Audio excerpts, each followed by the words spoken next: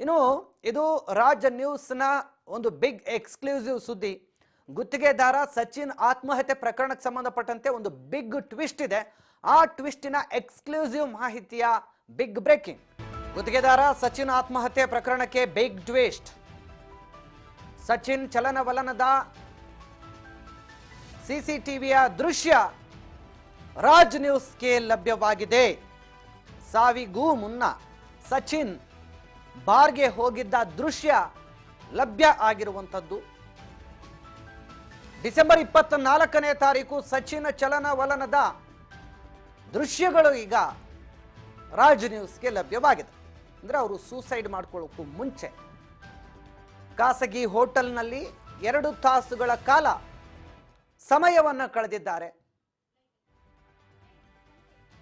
ನೋಡಿ, ಇದು ನಮಗೆ ಸಿಕ್ಕಿರುವಂಥ ಎಕ್ಸ್ಕ್ಲೂಸಿವ್ ವಿಡಿಯೋ. ಒಂದು ಕಡೆ ಹೋಟೆಲ್ ಯಾವುದು ಅಂತ ನೋಡ್ತಾ ಇದ್ದೀರಿ, ಇನ್ನೊಂದು ಕಡೆ ಸಚಿನ್ ಆತ್ಮಹತ್ಯೆ ಮಾಡ್ಕೊಳ್ಳೋಕ್ಕೂ ಮುಂಚೆ ಬಾರಲ್ಲಿ ಓಡಾಡ್ತಾ ಇರೋದನ್ನು ಕೂಡ ಗಮನಿಸ್ತಾ ಇದ್ದೀರಿ. ಬಾರ್ನಲ್ಲಿರ್ತಕ್ಕಂಥ CCTVಯಲ್ಲಿ ರೆಕಾರ್ಡ್ ಆಗಿದೆ.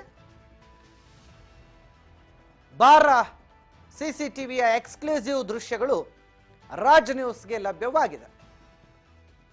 2 ತಾಸುಗಳ ಕಾಲ ಸಚಿನ್ ಆ ಹೋಟೆಲಲ್ಲಿ ಕಳೆದಿದ್ರು.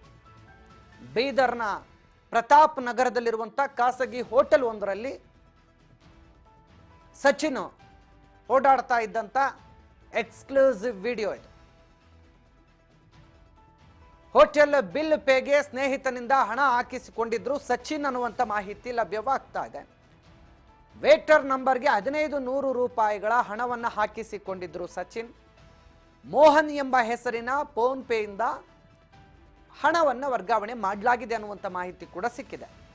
ಹೋಟೆಲ್ನ ಬಿಲ್ ವೇಟರ್ ಅಕೌಂಟ್ಗೆ ಹಾಕಿಸಿದ್ರು ಅಂತ ಮಾಹಿತಿ ಲಭ್ಯ ಆಗಿದೆ.